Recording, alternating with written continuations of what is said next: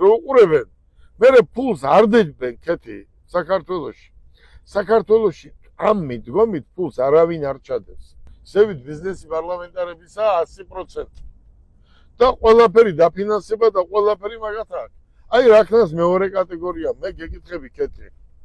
უაღრესად განათლებული ადამიანები ბზანდებით.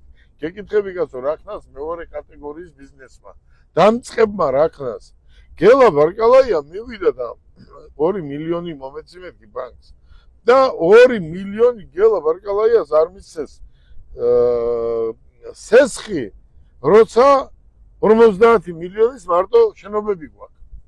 ხო? ახლა შალვა შენ ვინ რას მოგცემს? 10 ლარს არავინ არ მოგცემს. როგორ გინდა ბიზნესი დაიწყო, მითხარ? მამან. დიდი მადლობა მინდა გადაგიხადოთ ჩემო ქეთი. ეს არის გულწრფელი საუბარი და მინდა ყველას თხოვო. უნდა ისწავლოს, პრაქტიკა მიიღოს და უნდა წავიდეს ბიზნესში. ერთი ავტოქარხანა არ აქვს საქართველოში და ვისაც უნდა რეალურად გაკეთება, იმასაც ხელს უშლია. მე მინდა ვთხოვო ყველას, სკამს ნუ გამოიყენებენ. სკამი ყველა არის დროებით. მოდი ვთქვათ გიგი უგულავაზე. გიგი უგულავა არის ადამიანი, რომელიც არის ქვეყანაში ერთ-ერთი ფარჩაგი. და ფარჩაგი იყო ციხეშიც. დღესაც ფარჩაგია. ჩემი შვილიშვილებს მან წაართვა ყურის ფული. და როდის წაართვა, იცი, მაგალითი ავიღოთ. გიგი უგულავამ წაგვართვა ჩვენ ცენტრი. პირდაპირ წაგვართვა და ამაზე გადაცემა იქნება. წაგვართვა, ხო? დედა გვიტირა. გაგვანადგურა. როდის იცით, როცა სკამი ქონდა.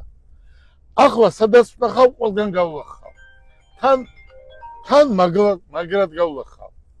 ჩემი შვილიშვილები 9 არიან. ყველა იურისტები არიან. და კმილებს ილესავენ, როდის დაამთავრებენ და როდის დაიწყებენ მუშაობას. გიგი უგულავას არ უწერია კარგი დღე. ფარჩაგია. ჯერ მაგისთვის მე არ მომიცლია. გიგი უგულავამ სკამი გამოიყენა, ვიღაცამ ჩვენ ვიცით ვინ დაავალა, დიდი მაყუთია იყო შალვა, რომ ჩვენი კომპანია გაჩერებულიყო.